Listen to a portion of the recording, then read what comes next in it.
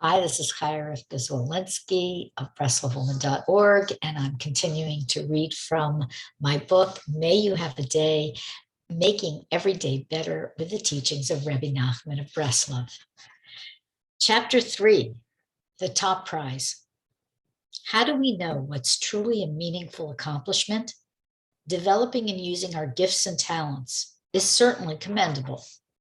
But in the following story, Rebbe Nachman shows that our choices, especially the difficult ones, including those about our commitments, may be even more valuable than coming out on top. Once upon a time, there was a king who used to send secret messages to his ally, another king in a nearby country, by way of special messengers.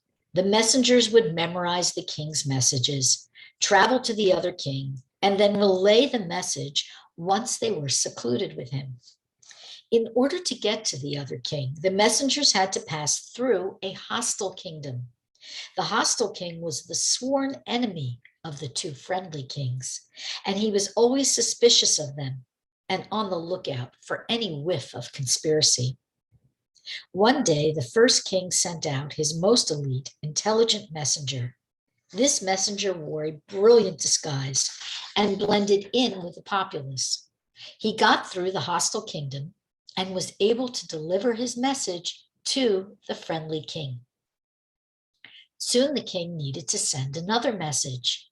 He chose another elite messenger, one who was extremely strong.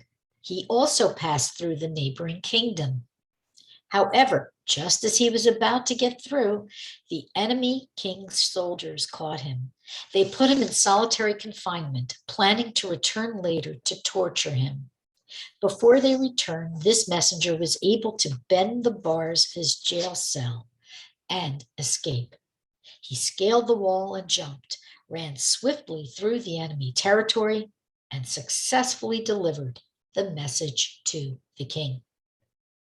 The king needed to send a third message, but his top messengers were resting after their successful forays. He chose another messenger.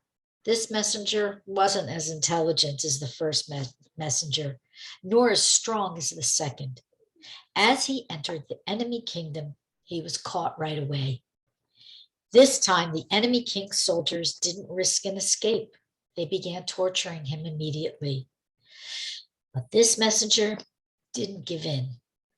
Then they offered him a lot of money and a position in the hostile king's court if he would reveal the secret message.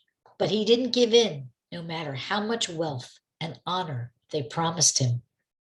He just said over and over again, "I don't know anything." Finally, the soldiers decided he really didn't know anything, and they let him go. Eventually, he was able to deliver his message and return home. The king decided to reward his messengers for their hard work. He called all his ministers together to discuss which of these three messengers should get the highest reward. Some argued that the first messenger was so smart he hadn't even been caught, so he deserved the top prize. Others argued that the second messenger certainly deserved the top prize, since even though he was captured, he used all his strength to make a brilliant escape. But the king decided to give the top prize to the third messenger. True, he got caught. True, he was tortured. But he was most deserving, decided the king, because he held out under torture and refused all offers of wealth and honor in his loyalty to the king. Rebbe Nachman teaches that intelligence and strength are gifts. Were you born smart, or at least had the gift of intellectual potential? Were you born physically strong or given the capacity to have a strong body? Far better to be steadfast and to hang on to the truth than to have brilliance or strength. Hanging on to your commitment to the king. Now, this is your choice. This is a genuine achievement.